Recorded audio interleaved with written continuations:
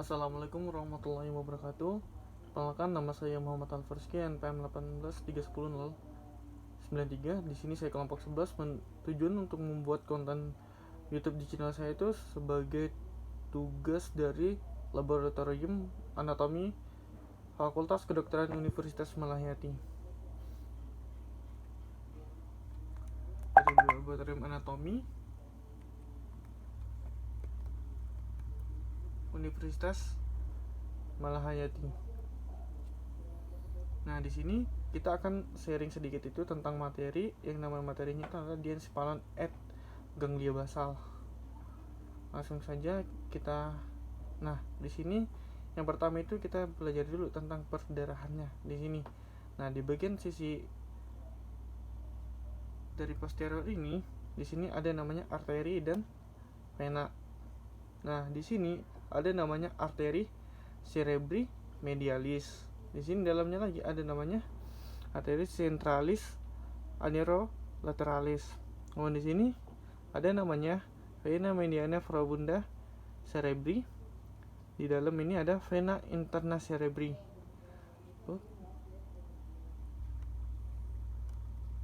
Nah, di sini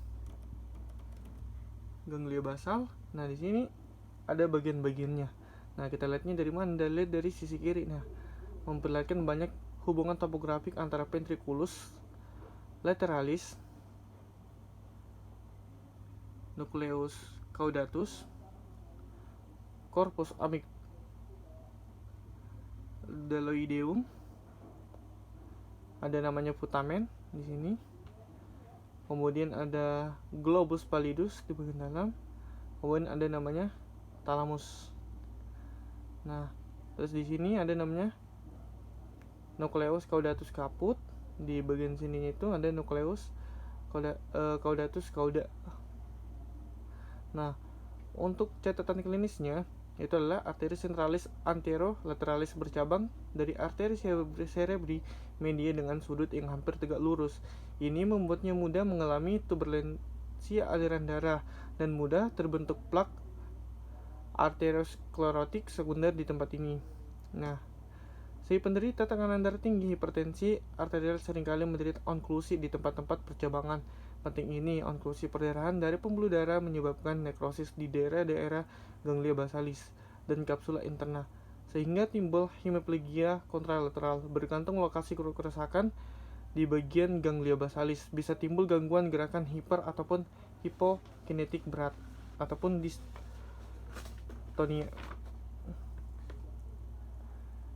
Nah, di ganglia basalis ini diperdari oleh siapa sih? Arteri cerebri media. Kemudian di sini ada namanya pemisah. Nah, di pemisah ini ada namanya septum pellucidum. Nah, kemudian di sini ada namanya putamen. Nah, fungsi dari si putamen ini terletak di lateral dari globus pallidus, dipisahkan oleh si serabut saraf lamina medulla lateralis. Nah, di sini juga si ganglia basalis ini dikenal sebagai clastrum. Nah, dia memiliki bagian tebal itu adalah substansia alba, sedangkan yang bagian dalam adalah substansia grisea. Kemudian di sini nukleus itu terbagi nucleus caudatus caput, cauda, sama korpus di bagian atasnya. Kemudian ada namanya globus pallidus itu terletak di mana? Di medial putamen. Terdapat di dua segmen, ada externa dan interna.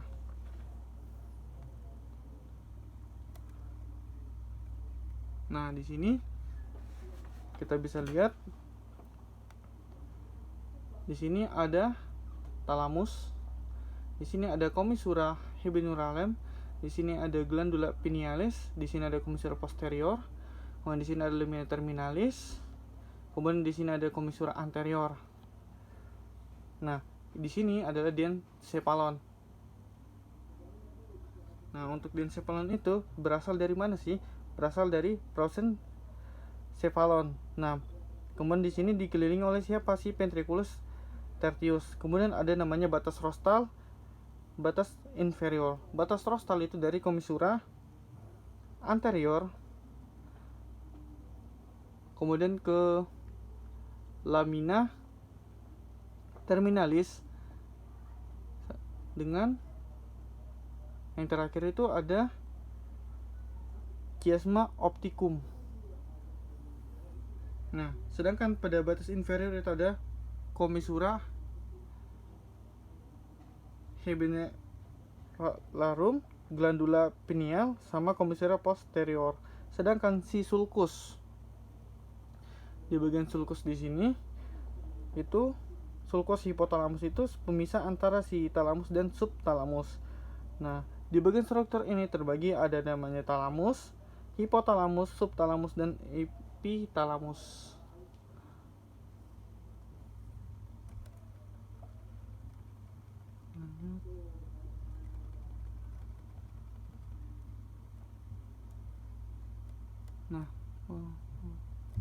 Nah, kita jelasin sedikit. Nah, di talamus ini ternyata dia itu pintu gerbang menuju kesadaran. Nah, di sini semua asupan sensor diintegrasi di sini kecuali di olfaktori. Nah, modulasi otonomik dan motorik.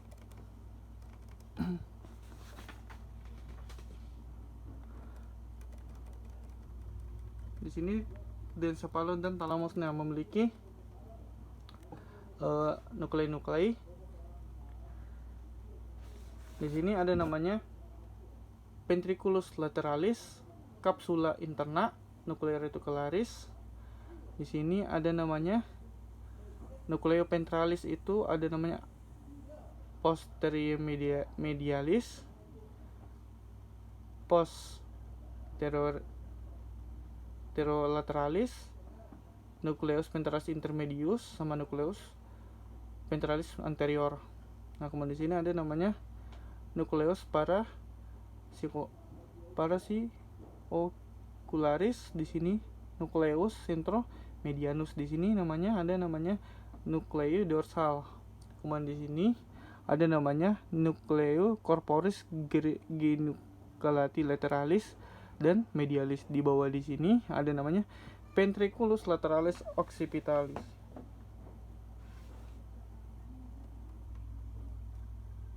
Nah, di sini perkembangan nih. Untuk A itu potongan horizontal melalui hemisferium cerebral kiri, sedangkan yang B itu adalah hemisferium cerebri dilihat dari kiri ataupun lateral. Sedangkan yang C ini hemisferium cerebri kanan dilihat dari medial. Kemudian D ini kedua talami terlihat dari sudut oblik superior. Tadi sudah saya jelaskan untuk talamus.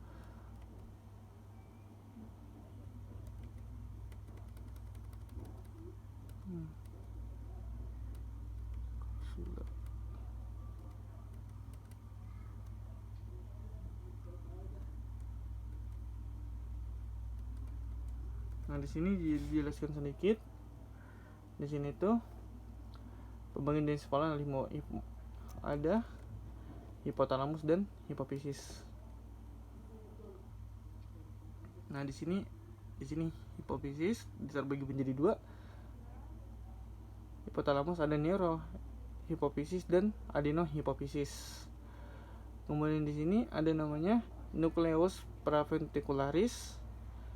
Di sini nucleus dorsomedialis. Di sini ada nucleus ventromedialis hipotalami, nuclei tuberous et arcuati. Di sini nuclei preoptiki. Dan di sini tractus preventriculus hypophysialis. Nah, kita boleh lihat di sini ada namanya nuclei anterior, nuclei intermedia, sama posterior, itu memiliki ciri-ciri masing-masing. Nah, untuk kasus klinisnya itu kaki seorang penderita agromegali seperti ini. Nah, dibandingkan dengan kaki orang yang sehat, dia itu lebih besar dibandingkan orang yang normal. Nah, agromegali itu disebabkan oleh apa? Produksi berlebihnya hormon pertumbuhan somatotropin di dalam adenohipofisis akibat tumor jinak yang di lobus anterior hipofisis dan bagian dencephalon. Dan lanjut, di sini ada namanya aqueductus mencephalii, crus cerebri, kemudian ada nucleus ruber, di sini ada substantia nigra, di sini substantia gracia centralis, pons, nervus trigeminus, fissura horizontalis.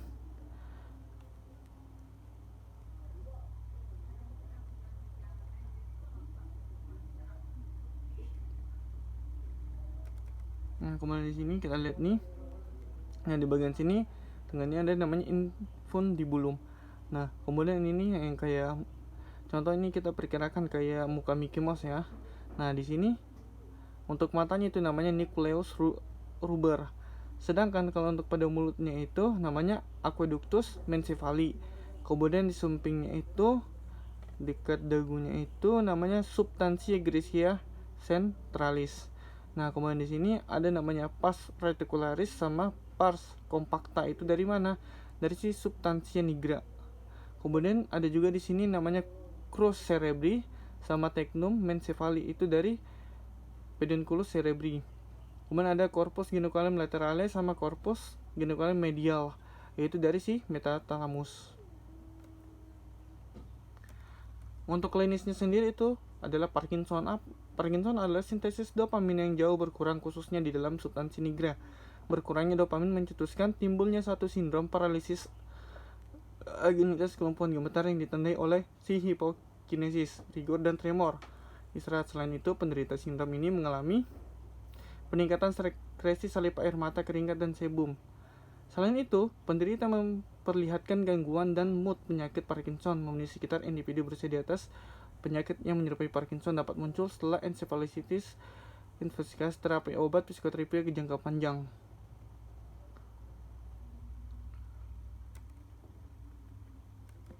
Nah, di sini kita bahas sedikit di mesencephalon sama truncus encephalii ataupun batang otak.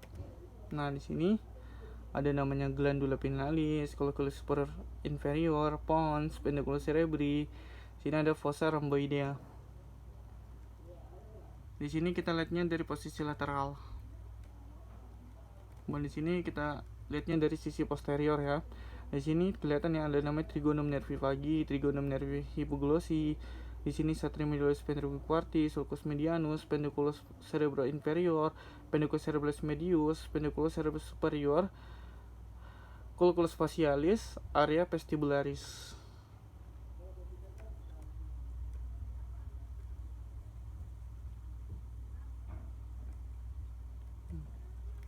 Mungkin itu saja yang bisa saya sharing.